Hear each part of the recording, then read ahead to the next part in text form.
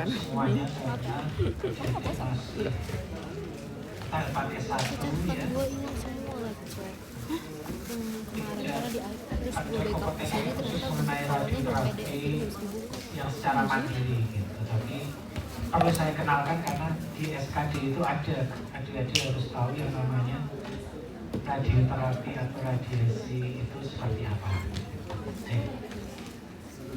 Ini slide-nya banyak tapi tidak akan saya terangkan semuanya ya.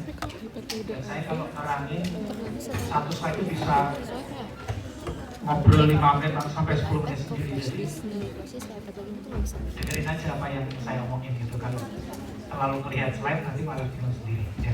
Makanya dengerin aja diresapi. Misalnya nanti pulang ke sini ada ilmu baru lah gitu yang kalian dapatkan ya. Harapannya dari apa yang saya omongkan 100% kalian bisa nyerap sekitar 60% atau 70% udah bagus gitu. Jadi kalau kalian nggak fokus bisa jadi cuma 2 bulan 30% saja ya. Oke. Ini kan blognya ada tentang cancer ya. Adik-adik udah tahu cancer itu sekarang tahun 2026 ya. Sudah ketemu obatnya belum?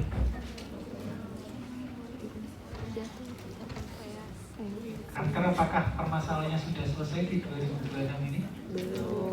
Belum ya. Apakah sudah ketemu obatnya? Belum. Ada yang sudah, ada yang belum gitu kan. Kalau kita ditanya tuh kanker bisa sembuh nggak? Kanker yang mana dulu nih gitu kan. Karena kanker itu ada banyak sekali. Satu organ di tubuh kita aja bisa bikin kanker bermacam-macam ya. Misalnya di kulit ya, kankernya sendiri ada squamous cell carcinoma, kemudian ada basal cell carcinoma, ada melanoma maligna dan lain-lain. Dan seluruh bagian tubuh kita dari ujung kepala sampai ujung kaki ya bisa bikin kanker loh gitu kan, dengan nama yang beda-beda. Dari berbagai macam kanker itu ada ratusan, ada mungkin ribuan ya. Ada yang sudah ketemu obatnya gitu kan. Tapi ada juga yang belum gitu. Ada yang kita radiasi sembuh, benar-benar sembuh, celing hilang tuh ada. Tapi ada juga yang despite the best effort that we can do, pasiennya cuma hidup sekitar 3 bulan aja, itu juga ada. Ya, jadi macam-macam. Kalau ditanya bisa sembuh atau enggak, kanker yang mana dulu nih dan dia di stadium berapa ya. Nah, tapi kalau dibilang apakah kita sudah lebih baik? Yes. Dibandingkan 10 tahun yang lalu atau 20 tahun yang lalu, kita udah lebih baik gitu kan. Ada kanker yang dulunya belum bisa disembuhkan, sekarang sudah bisa. Ada yang harapan hidupnya cuma 6 bulan saja, sekarang udah bisa 2 tahun. Itu lumayan ya kalau adik-adik pikir 6 bulan ke 2 tahun itu seberapa signifikan sih? Signifikan kan? Signifikan, itu bisa 3 kali lipatnya kan? Iya itu. Tapi mungkin secara kalau kalian sehat 2 tahun itu nggak ada apa-apa yang kalian jadi orang yang sakit mendapatkan ekstra 2 tahun itu sudah suatu nikmatan yang luar biasa ya. Gitu. Nah, tapi meskipun begitu ya, meskipun sudah banyak advancement di bidang cancer gitu, tetap saja yang namanya terapi cancer itu susah ya, nggak ada enaknya ya. 3 obat utama kanker apa yang ada di tahu? Kemoterapi, radioterapi sama surgery ya. 3 itu masih menjadi obat utama kanker sampai sekarang ini ya. Ini metode sudah lama, udah tua gitu kan. Ya, jadi radioterapi yang ditemukan 1890-an lah gitu kan. Kemudian pembedahan ada sejak dulu ya. Bahkan kalau kalian lihat sejarahnya di Mesir kuno itu ya, itu ada tulisan hieroglif yang bilang ada benjolan di payudara yang tidak bisa disembuhkan. Jadi kanker itu adalah penyakit yang sebenarnya sudah sangat tua gitu kan. Bukan penyakit yang baru saja muncul. Aku bisa kok. Ya, itu sudah tua penyakitnya. Sama kayak TBC lah, TBC itu di relief hieroglif itu ada TB tulang namanya gigus itu. Tapi sampai sekarang TB juga belum hilang ya, sudah setua itu penyakit TB. Belum hilang, kanker juga seperti itu. Ya. Kamu ada lagi. Nah, tiga utama itu masih dilakukan sampai sekarang. Ya, jadi sudah dibedah, perlu di kemo lagi, terus habis itu perlu di radioterapi. Jadi pengobatannya harus panjang, berbulan-bulan ya, dan nggak ada yang enak itu ya. Pembedahan itu dipotong ya, pasien akan kehilangan 1 atau 2 fungsi organ. Gitu. Kemoterapi juga nggak ada enaknya gitu kan. Kita kayak diracuni, kita akan mual muntah, terus rambutnya gundul dan lain-lain. Radioterapi juga nggak enak gitu kan. Disinar bagian tubuh yang kena radiasi itu akan ada kerusakan juga seperti itu. Ya. Nah, saya ingin mengenalkan tentang yang ketiga saja, yang radioterapi, karena yang lain-lain tentunya nanti masing-masing sudah ada jatahnya ya. Oke, kalau saya tanya radiasi itu apa sih? Tahu nggak radiasi? What is radiation? Ya, aku bisa menunjuk nama anak ini. Untung nggak absen di awal. Nggak bisa scroll, jadi harus di sini ya. Siapa Randika? Yang nunjuk Randika aja deh. Siapa namanya Mas? Krishna. Apa radiasi Krishna?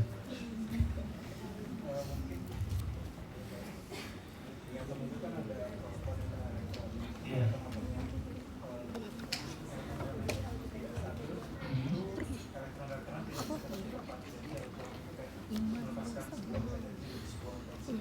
Gue kan juga ini. Oke.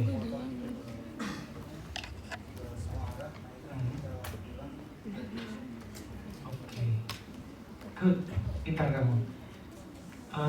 Udah tahu sejauh tentang atom dan elektron dan energi yang keluar dari itu ya. Nah, itu betul, itu radiasi, tapi itu salah satu radiasi saja ya. Radiasi itu ada banyak sekali ya. Kalau anak saya kelas 2 SMP udah tahu apa itu definisi radiasi, tapi menurut buku SMP gitu kan, apa menurut anak SMP? Perbedaan energi tanpa perantara gitu. Kalau pakai perantara itu ada konduksi sama konveksi. Kalau radiasi itu perambatan energi atau panas tanpa perantara, betul. Itu sederhananya, tapi sebenarnya aslinya jauh lebih luas ya. Kalau kalian googling itu radiasi kan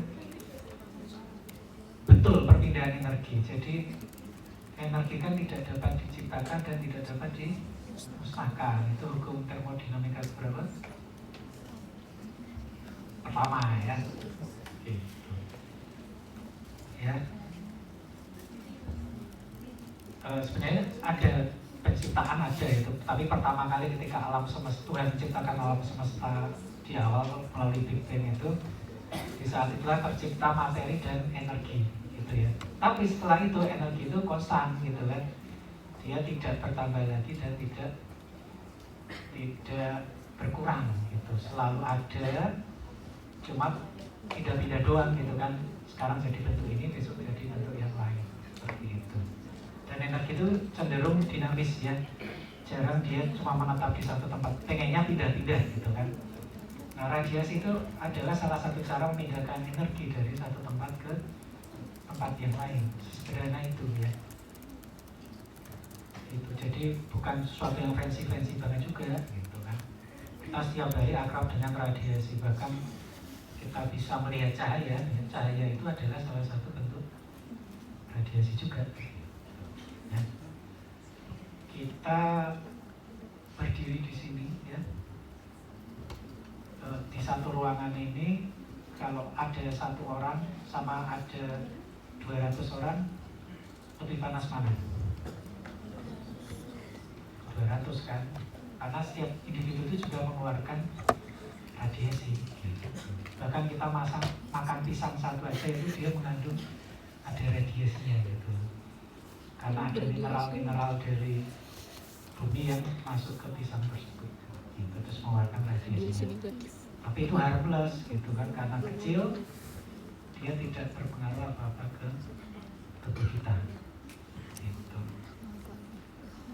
Nah, jadi radiasi itu ada sumber energi ya, kemudian memancar, kemudian ada penerima ya, yang menerima radiasi.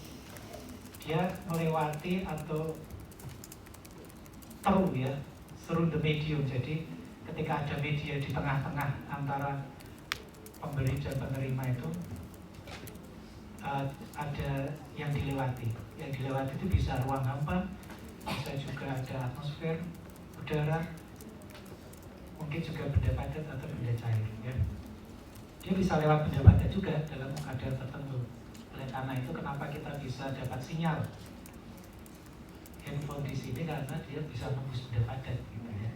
Tapi kalau kalian ada di bunker radiasi, misalnya di ruang ronsen gitu, terus tertutup pintu timbal ya, terus dindingnya tebel, itu kalian nggak akan dapat sinyal handphone gitu, karena radiasi handphone tidak bisa menembus di ketebalan tertentu gitu. Ya, jadi radiasi sesimpel itu. Nah, penggunaannya di medis juga banyak ya. Kalau kita ngomongin radiasi yang kesannya serem-serem itu ya, ada ledakan reaktor Chernobyl ya, kemudian Fukushima, kemudian ada tragedi bom atom Hiroshima Nagasaki gitu.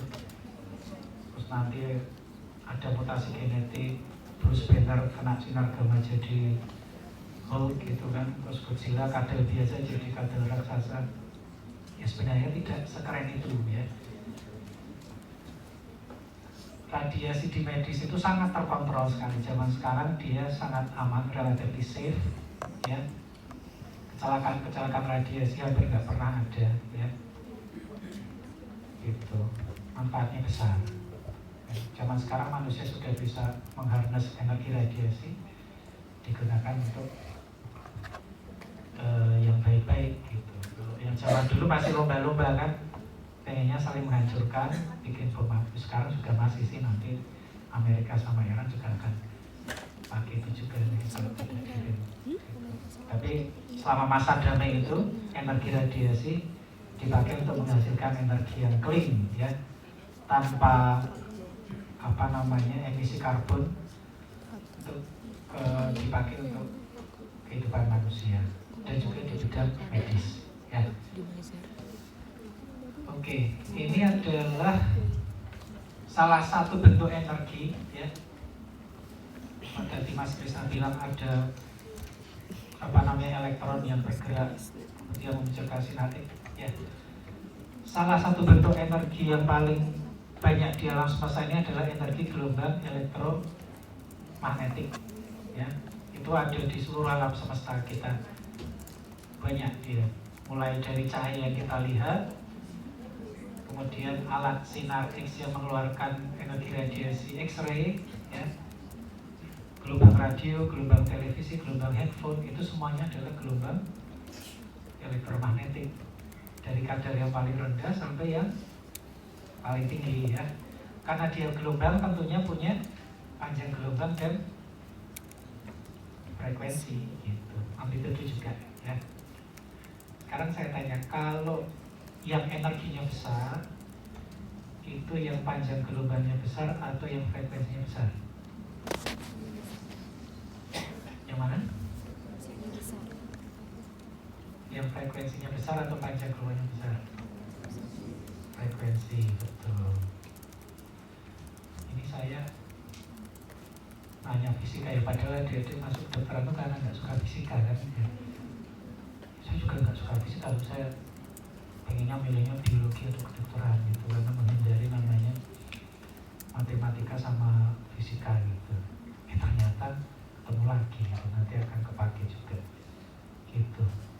Nah, betul, itu frekuensi ya, kerapatan dari suatu gelombang itu menentukan besarnya energi yang dia bawa ya.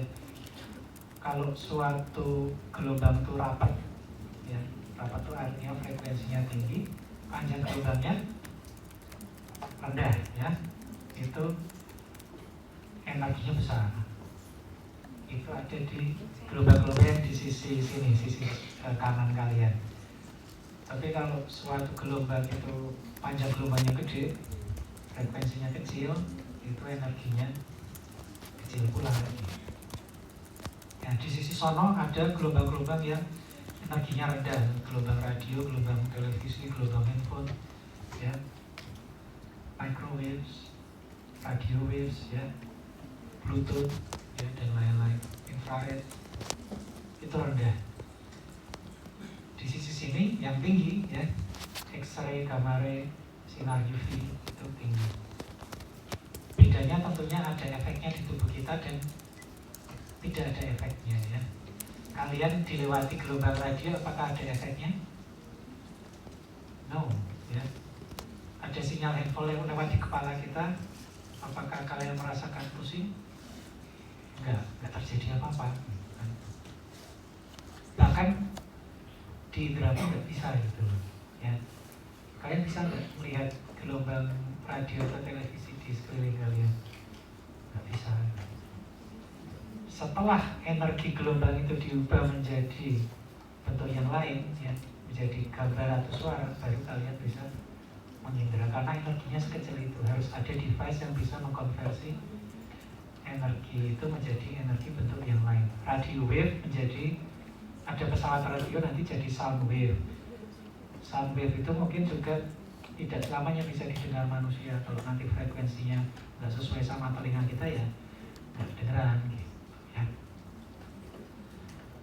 Nah, kalau yang di tengah-tengah ini ya, yang energinya 10 pangkat 6 gitu, itu ada cahaya tampak ya. Itu energinya cukup untuk mensensitisasi fotoreseptor yang ada di retina sehingga kita bisa melihat warna-warna gitu ya. Warna yang paling rendah energinya adalah warna merah. Yang paling tinggi warna violet atau ungu. Jadi Meiji Kuibinyo ya, itu warna yang bisa dilihat oleh manusia cuma itu doang. Jadi seluruh gelombang yang ada, kita itu cuma kebagian sesepit itu yang bisa kita rasakan gitu ya. Jadi di luar sana tuh banyak sekali gelombang yang tidak bisa kita indra gitu. Merah paling rendah, ungu paling tinggi. Jadi di bawah merah kita nggak bisa melihat itu apa ya. Energi di bawah merah berarti namanya adalah infrared ya, infra di bawah, red merah ya. Jadi infrared itu energi yang di bawah warna merah. Terus infrared warnanya apa berarti? Nggak tahu gitu kan, nggak bisa menerjemahkan kita ya, ada aja gitu kan. Nyatanya kalian bisa bluetoothan itu karena infrared ya, kan kalian tidak melihat ada cahaya yang loncat dari laptop satu ke laptop yang lain karena dia di bawah warna merah. Sementara yang lebih besar dari ungu kita juga nggak bisa melihat gitu kan. Di atas ungu ada energi namanya ultraviolet. Ultra di atas, violet ungu gitu ya. Jadi ultraviolet warnanya apa? Nggak tahu gitu kan. Nah, tapi mulai sinar UV ke atas ini dia mulai ada dampaknya loh ke sel hidup ya. Karena dia bisa melakukan perubahan, karena energinya cukup kuat, dia bisa melakukan ionisasi pada suatu atom. Nah, kalau terionisasi nanti akan terjadi reaksi kimiawi, ya, terjadi perubahan struktur suatu molekul. Itu bisa tampak sebagai manifestasi klinis dari suatu kerusakan sel, gitu ya. Contohnya kalian kena sinar UV, yang terjadi adalah ya kulitnya akan kemerahan atau kehitaman karena ada kerusakan sel kulit. Bisa juga nanti exposure yang kronik itu bisa bikin skin cancer, ya. Tapi ada baiknya juga, ya. UV juga bisa bantu kita ngapain? Apa? Sintesis vitamin D, ya. Jadi vitamin D dengan bantuan UV berubah strukturnya nanti menjadi vitamin D, gitu. Ada ionisasi, ada perubahan molekul. Ada anak baru lahir yang bayi baru lahir yang warnanya kuning, yang kena sinar UV nanti kuningnya menjadi hilang, jadi normal lagi karena ada ionisasi bilirubin indirect menjadi direct, terus bilirubinnya gampang dikeluarkan ke urin. Ya. Ketumbuhan sinar UV juga bisa membantu fotosintesis, gitu kan. Fotosintesis itu dari apa menjadi apa?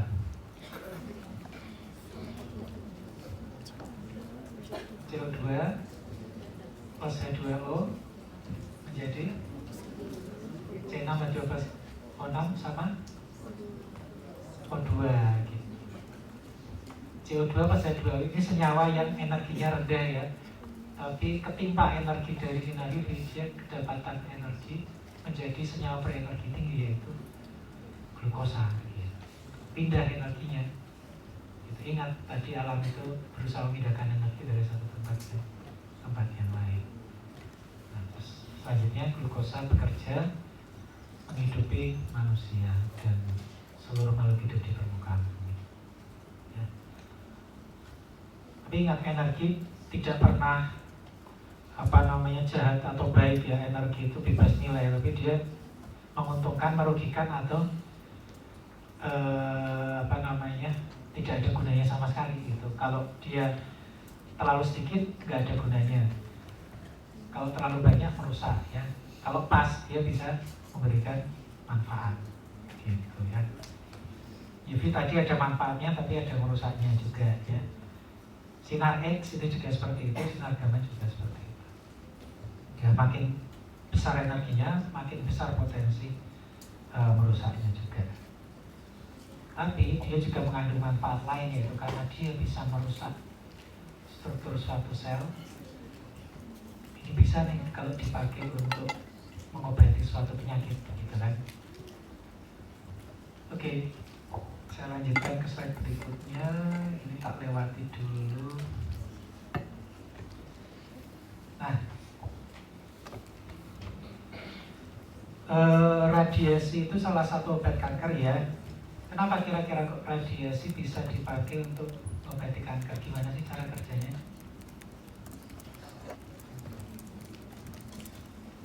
Silakan. Ada yang mau jawab tadi? Mas siapa? Adiaksa, oke, silakan.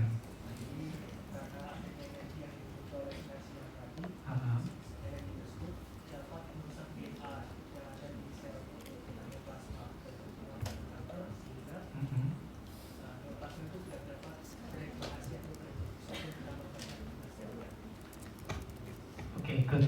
Jadi intinya radiasi itu bisa merusak DNA, itu betul sekali, ya.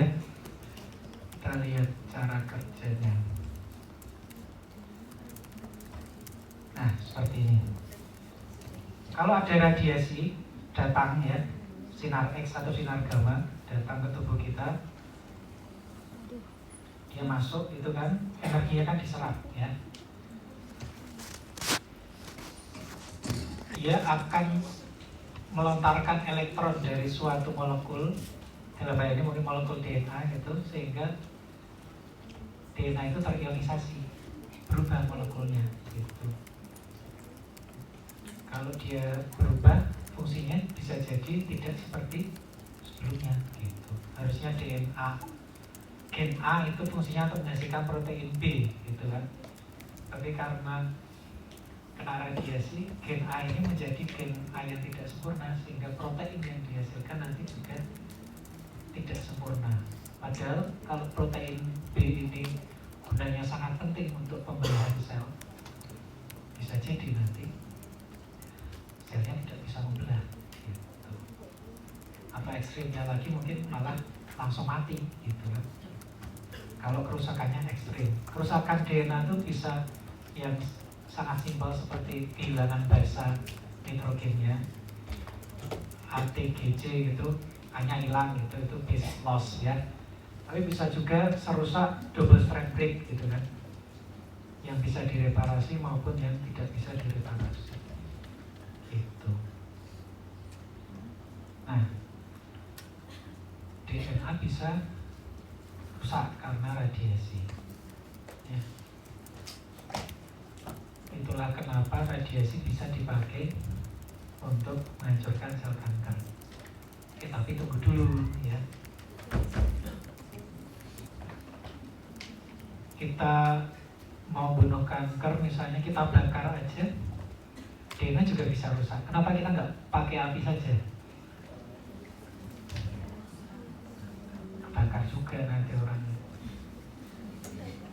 Jadi ada syarat yang lain kapan suatu metode itu bisa dipakai untuk mengobati kanker ya. Nggak sekedar merusak DNA. Kalau yang bisa merusak DNA, Anda minum alkohol 100% aja DNA-nya rusak kan, DNA sel kankernya mati, tapi ada mati juga gitu. Ya. Jadi membunuh kanker itu gampang banget aslinya, nggak susah. Yang susah adalah membuat orangnya itu tetap hidup dengan pengobatan kita. Kanker dibakar mati kankernya gitu kan, tapi orangnya ikut mati juga. Sampai alkohol 100% kankernya mati, pasiennya mati juga. Ada tumor di kepala gede, potong aja ya, orangnya mati juga gitu kan. Gak bisa kayak gitu kan. Kita harus cari cara bagaimana sih kita membunuh kanker tanpa membunuh pasiennya gitu. Sama kayak inilah virus, tahu nggak virus komputer yang paling hebat apa? Saya nggak tahu sih, tapi kalau virusnya itu dihapus, komputernya juga ikut rusak. Ya seperti itulah kanker, dia itu terlalu mencengkeram sistem sehingga kalau kita berusaha ngilangin semuanya, itu operating sistemnya itu juga ikut rusak seperti itu, karena dia terlalu mencengkeram sistem dengan erat ya. Itu harus ada cara untuk kita membunuh kankernya tapi tidak terlalu merusak fungsi-fungsi tubuh yang lain gitu. Nah, syarat yang lain adalah kenapa radiasi bisa dipakai itu adalah karena ketika kita arahkan radiasi ke tubuh, itu kankernya lebih gampang rusak daripada sel yang normal. Kenapa kok bisa seperti itu? Karena sensitivitas organ atau sel terhadap kanker itu beda-beda ya. Ada sel tertentu yang dia gampang mati kena radiasi, ada sel tertentu yang susah mati kena radiasi. Itu kata kuncinya adalah di sini ya. Sel yang gampang membelah ya, itu akan gampang dibunuh dengan radiasi gitu. Sementara sel yang sukar membelah, dia akan susah atau nggak bisa dibunuh dengan radiasi ya. Sel kanker gampang membelah nggak? gampang sekali, dia luar biasa cepat pembelahannya. Jadi itu yang kita eksploitasi. Misalnya ada kanker kulit ya 5 cm gitu kan, dia kena dosis radiasi 50 Gray, dia sudah mati. Sementara kulit manusia mati di 70 Gray, seperti itu. Jadi radiasi bisa dipakai karena dengan dosis 50 kankernya mati, tapi sel kulit belum mati, seperti itu kira-kira. Ya.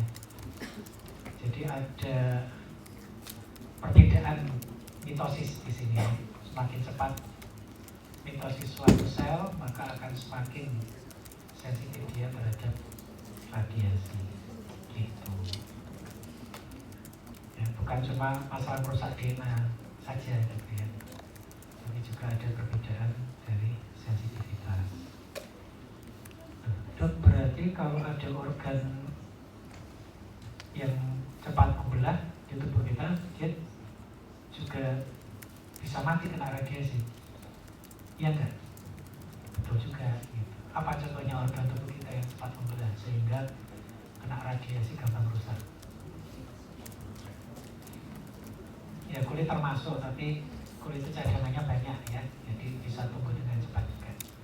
Apalagi? Apa? Salah satu yang paling cepat pembelahannya apa? Sumsum tulang ya, darah ya, sel darah, sumsum tulang itu kena radiasi gampang rusak. Terus sel gonad ya, sel penghasil sperma dan ovum itu juga tiap hari membelah, tiap hari menghasilkan prekursor sperma ya. Ada kematian, tapi juga ada kelahiran. Pokoknya turnovernya cepat, banyak mitosis ya. Itu cepat mati juga. Itulah kenapa kadang ada anekdot kayak gini. Kamu kalau mau subur jangan jadi pekerja radiasi dong, gitu kan. Itu benar apa salah?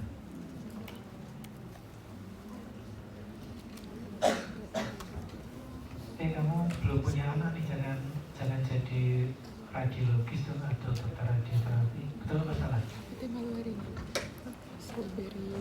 Kalau zaman sekarang itu nggak benar sih, karena zaman sekarang proteksi radiasi itu sudah sangat bagus ya. Saya belum pernah melihat pegawai saya, rekan-rekan saya yang bekerja di radiasi terus jadi mandul, itu belum pernah ya. Mungkin zaman dulu ada ya, tapi itu zaman nenek moyang kita yang kena radiasi. Tapi kalau sekarang sudah secanggih itu, jadi proteksinya udah bagus ya. Jadi nggak usah khawatir ya.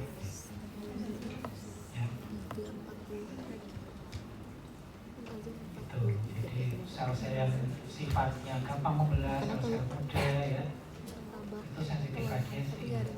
Karena itu kenapa selalu ada peringatan ibu hamil ya, kemudian anak-anak jangan dekat-dekat area ronsen dong. Kalau ibu hamil kalau bisa jangan di ronsen ya, karena dia masih membawa sel-sel yang muda yang cepat membelah gitu kan. Karena radiasi gampang mutasi gitu. Ya, gampang terjadi kerusakan ya. Nah, kembali ke sini, kalau suatu sel itu sedang berada di fase selain mitosis, sedang tidak membelah, dia akan lebih susah dibunuh oleh radiasi. DNA-nya sedang kuat gitu kan. Saya ibaratkan kayak gini, sorry. Saya lepas mic ya. Misalnya sekarang DNA itu kalau sedang tidak membelah, dia kan berada di nukleus ya, tentunya bulat kayak gini.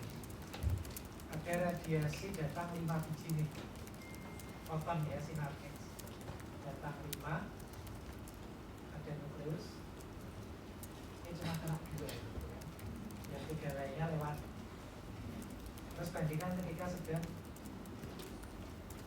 mitosis. Sedang mitosis, DNA sedang dibuka. Jadi nanti ibaratnya posisinya kayak gini deh. Ada sinar datang 5, kena 5-5-nya. Yang lebih gampang terjadi kerusakan ini. Sedang mitosis, yang DNA-nya sedang dibuka. Seperti itu kira-kira. Chance-nya akan lebih besar untuk rusak.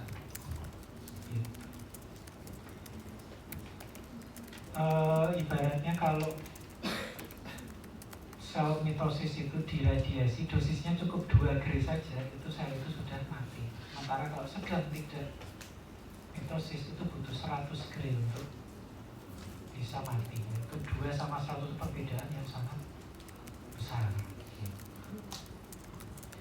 Nah, karena itu sel-sel tubuh kita yang suka rembelah itu kalau kena radiasi juga diem-diem aja gitu kan, dia nggak akan rusak.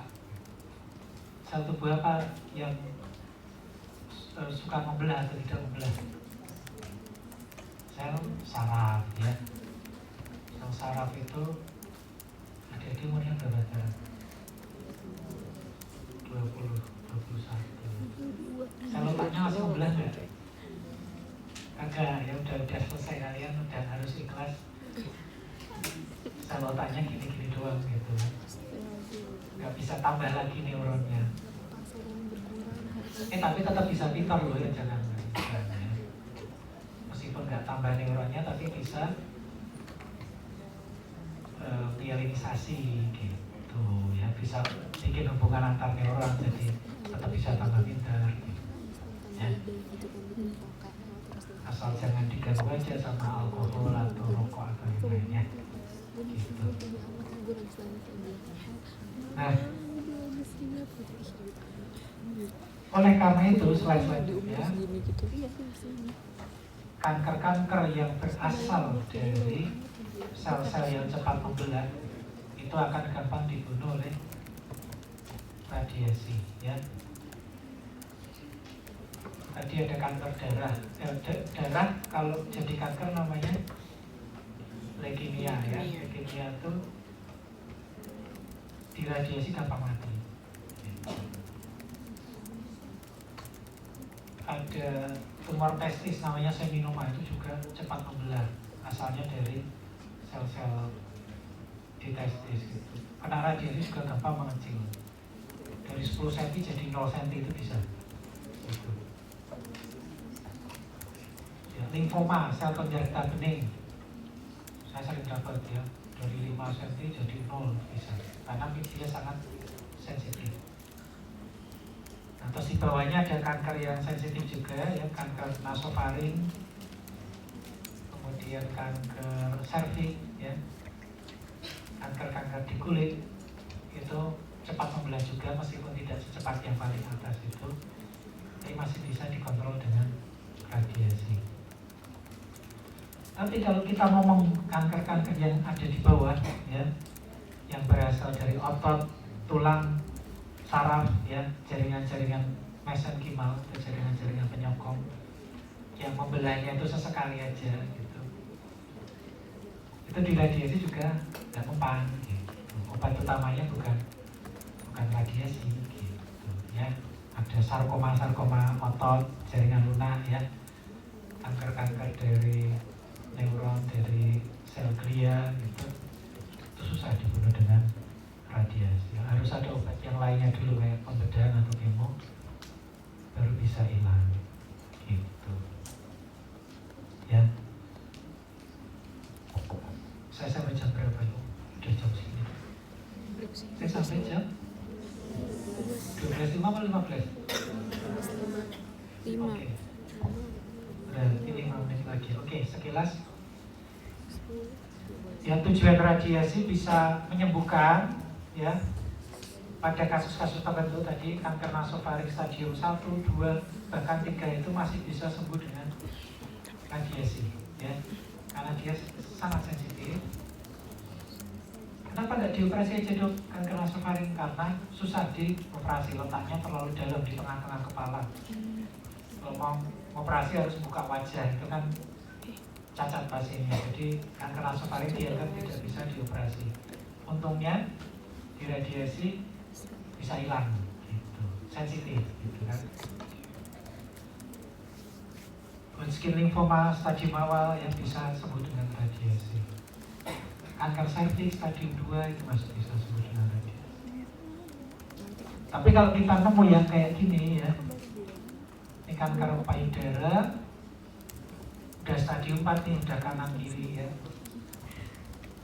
Kalau saya radiasi bisa bagus kayak gini, bisa kayak hilang gitu. Tapi sebenarnya ini karena sudah stadium 4, pasiennya tidak akan sembuh gitu. Dia biasanya udah masuk ke paru-paru, terus pasien akan meninggal dalam hitungan bulan karena sesak nafas, efusi pleura, dan meninggal pasiennya. Tapi paling enggak tetap saya radiasi, paling enggak di akhir hayatnya dia tidak terlalu menderita dengan nyeri di dadanya atau perdarahan dari dadanya gitu. Itu adalah radiasi yang sifatnya paliatif. Paliatif itu tidak cure tapi sekedar meningkatkan quality of life atau meringankan penderitaan seperti itu ya. Bisa juga adjuvan. Adjuvan itu adalah terapi tambahan pasca operasi ya. Kanker payudara bisa dioperasi nggak? Bisa dioperasi.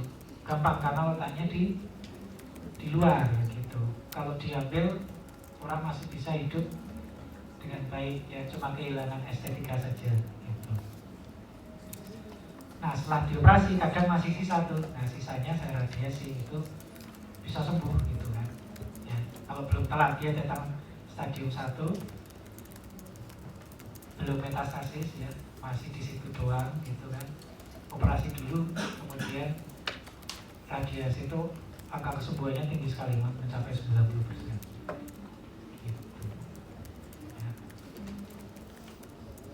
Dok, saya nggak mau dioperasi, radiasi saja, bisa sembuh nggak? Ya, bisa diradiasi, tapi kemungkinan hilangnya kecil ya.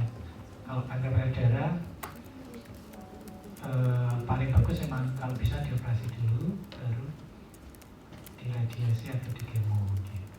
Ya, makanya radiasi di sini bukan yang utama, tapi sebagai adjunct ya, adjuvan setelah terapi yang utama seperti itu. Bisa juga neoadjuvan. Neoadjuvan itu radiasi ditaruh di depan ya.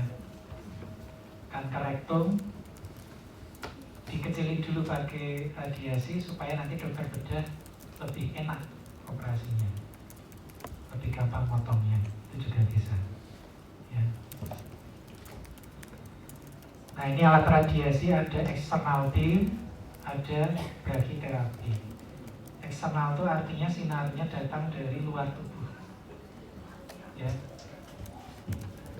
Ada tumor di pelvis disinar dari jarak 1 meter dari luar tubuh, itu namanya external beam atau teleterapi. Kalau brachytherapy itu radiasinya kita masukkan langsung ke mendekati kankernya. Kanker serviks ya kita masukkan alat yang nempel ke serviks, terus di sana berpengaruh mengeluarkan radiasi seperti itu. Oke, ini waktunya terbatas. Saya tidak akan nerangkan semuanya. Ada pertanyaan dulu sampai di sini. Silakan.